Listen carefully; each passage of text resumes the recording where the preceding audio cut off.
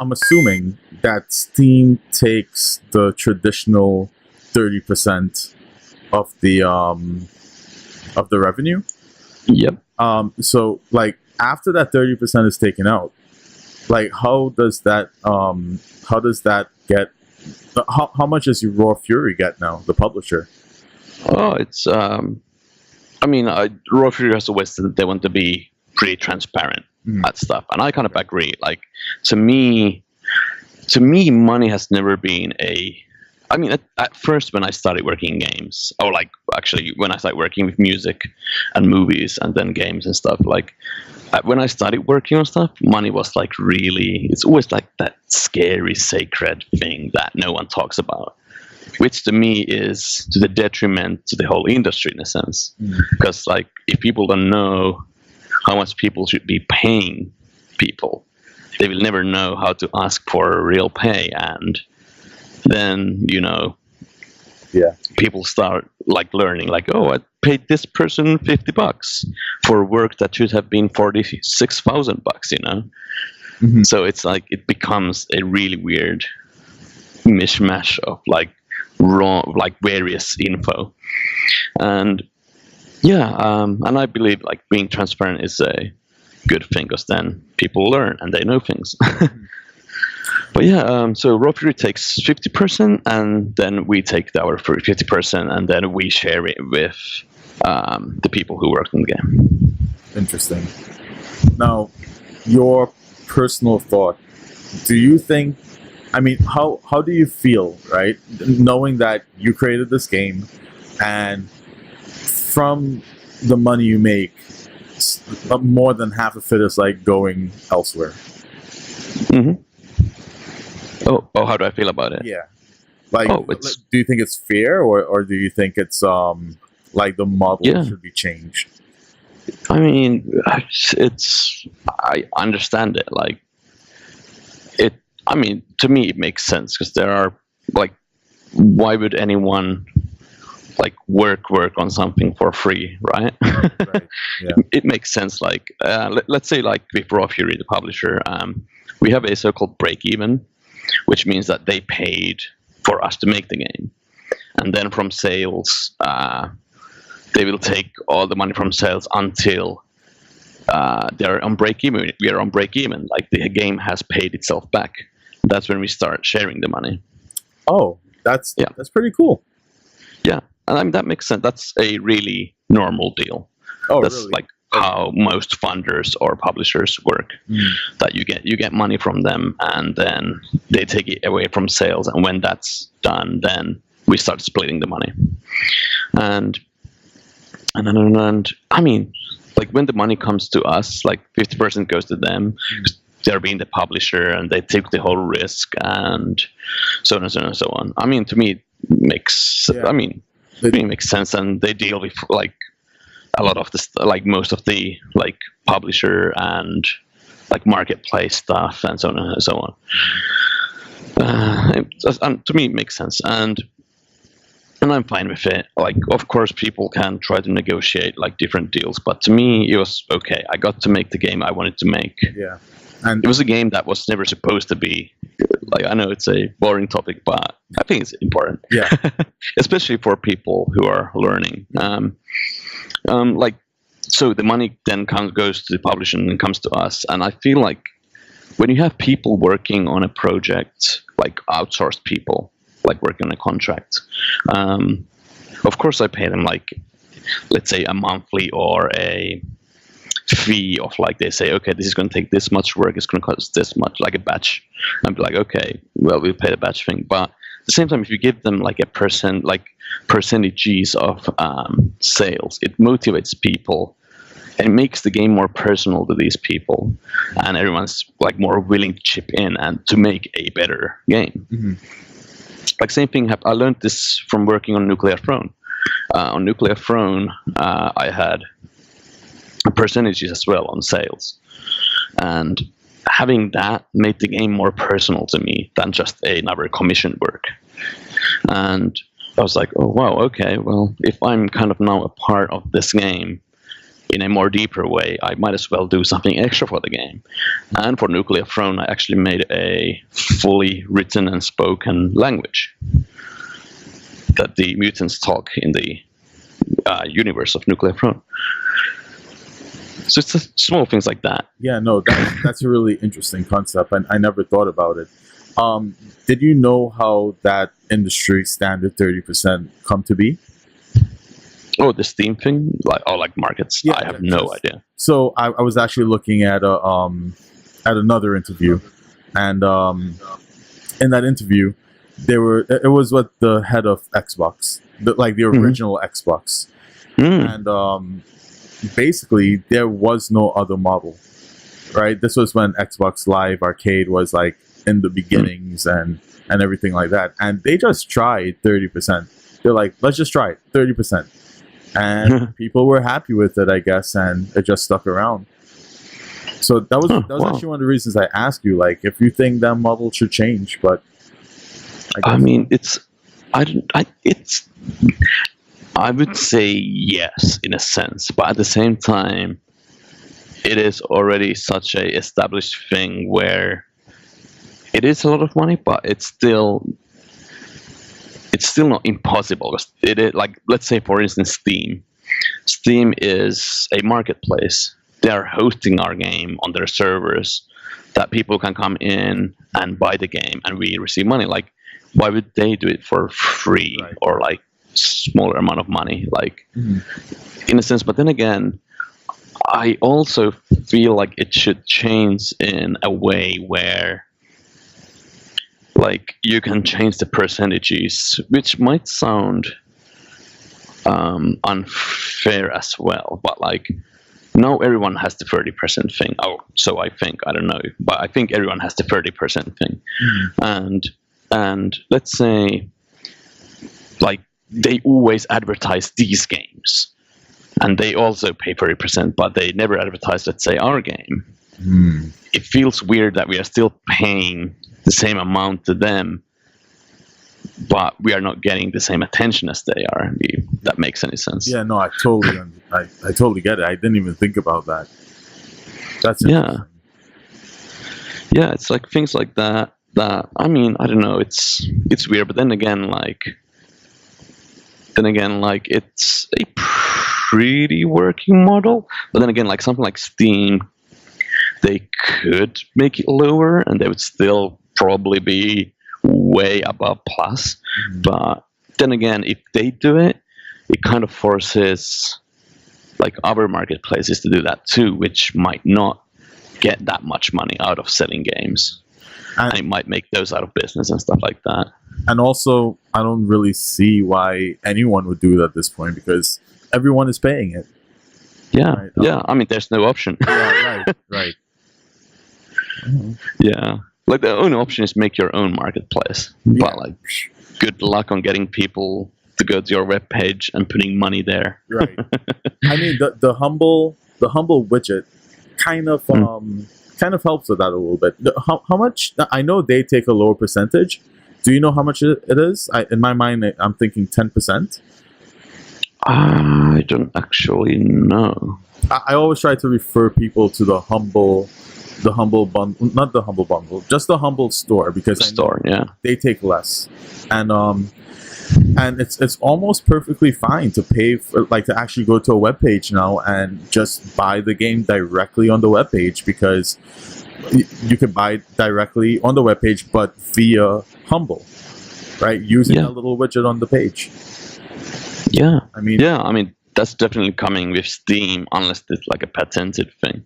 Because if it's like patented to Humble, oh man, that's huge. But like, I don't know. I mean, that's cool, because that's like paying with PayPal. Yeah, like that's kind of it makes it safe. Yeah, I mean, it's a good idea. I haven't really looked into it myself. Wow, it sounds like a good idea. I've never actually purchased anything using that method myself. But you know, it's there. That's the thing. That's also kind of spanning into a fun interview, weirdly funny interview into the world of marketplaces. But then again, it's scary if you think about it, that Steam is pretty much it is the biggest marketplace for games for sure. Yeah. But it's kind of funny to think, like me right now, I have Steam open in the background. It's so easy to me to go to Steam, just browse through games and be like, oh, I want to play that game. Mm-hmm. And this is all happening inside Steam. I'm not going to web pages or anything. Yeah. And it's kind of scary that only one marketplace, there's essentially only one marketplace that's like that big. And they kind of have almost a monopoly. Yeah. In a sense. Almost. Like, yeah, almost. It's really close. Okay, now you have like Humble Store selling games too, through Humble itself. But even that links back to Steam. Yeah. And everything outside of like the super indie stuff like itch.io and stuff like that. Everything else kind of goes through Steam. Yeah. And they have a monopoly there, and that's kind of scary. It is like scary. if Steam decides to not sell your game, where do you sell your game then? Right. That's true. I never thought about it from a perspective like that. Yeah, it's scary. I know Ubisoft and EA. EA has Origin, and Ubisoft have their Play. Oh yeah. And they're beginning to sell third-party software, but Steam, I mean, I don't see how they could beat Steam. And then Microsoft also have their Microsoft Store. Their it's their Windows Store, but it works the same way. But I will never trust Microsoft again. They had at least one other marketplace where they tried to sell games, and I actually bought a few games there, and they just shut it down, and the customer got nothing in return. Like the game disappeared. We didn't get to download it offline. Nothing like that. Steam, however, they actually have in their agreement that if they decide to close down, we will get to download an offline copy of the game. Oh, which is at least something. But yeah, still, I'm really hoping for some competition in the field. I mean, yeah, me too. That's going to be interesting. That's always a healthy thing to have. Yeah, for sure. Yeah, I mean, prices like even for Steam. Yeah, right. But prices are ridiculously low as it is. So it's not even about competition for the price or for the cost of the game. It's like just to be healthy. Yeah, it's kind of to prevent monopolies, which is always good, because like if Steam decided suddenly, hey, we are going to ask for 70% and you get 30%. Yeah. Like what can you do? Not selling Steam? Oh my god. Yeah. And the customer sees nothing. The customer just get their game, and man. Yeah, and exactly. They're like, the games cost 130 these days. Like, what is this? Greedy developers, and you're like, yeah, we need to pay rent. But then I'm assuming that the prices will go up, and then maybe that would be the doorway in for some of these other places like Origin and the Ubisoft Play Store. Like, I mean, even though they're there and people kind of dislike them, because nobody wants to use them. Everyone just wants to have their one library of games. The minute Steam dips or decides to take advantage of the monopoly they kind of have, I think that's when these the other little places would have some type of effect on it. Yeah, and it's bound to. I'm sure that something's bound to happen. Like, that's usually the nature of things. Like if you think about Steam, it's pretty new. Yeah, it is if you, like as a marketplace. As a marketplace, right? Yeah, it is kind of. It's like it kind of popularized with like even like back in like Counter-Strike days or like Half-Life days. It wasn't really a thing. It was like Half-Life 2. That was like the one that forced you to get it on Steam, right, I think. I've had mine since that era as well. Yeah, and when was that? It was like 2004? Something like that. I don't even know. So, okay, it's 13 years. It's like but still, 13 years in like world of like marketplace business. Well, it's a decent time, but it's still nothing like Walmart. Yeah. Do they have Walmart in Finland? Oh no, I think that's strictly American. I think. Yeah, it's not even allowed in New York City because in the tri-state area, because it's just going to demolish some of the smaller companies. Oh, I didn't. Wow, that's interesting. Yeah. Huh. So as soon as you leave Queens, the Bronx, Manhattan, Staten Island, you see Walmarts. But within the area, nope. They can't make any Walmarts here. Wow, I like that. That's a good thing. Yeah. Great. You know what's not a good thing though? I know in France they banned like the creation of the really huge bookstores, so that the little bookstores stay and play. In New York City, in the tri-state area, again, there are actually no more bookstores. All the Barnes & Noble closed down. All of the other bookstores, they closed down. And actually, Amazon built their bookstore where an old Barnes & Noble used to be. And they're like the only bookstore now. Well, major bookstore, that is. Yeah. Huh. Yeah, I mean, it's as soon as you have something big like lessening, like dropping down the prices, and kind of being an easy, accessible thing, it kills business. Yeah, and like with stuff like Walmart, it's not necessarily even high quality. It's just like usually like kind of cheap shit. I mean, like much. That's exactly what it is. Yeah.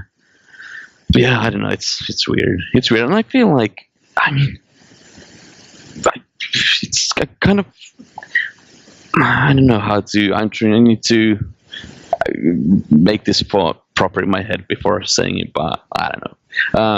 I kind of feel like the same thing is also kind of happening with games a lot, but in like a different kind of way. It's like trend waves in a sense. Like, let's say right now, like survival games are the thing, or like crafting in games.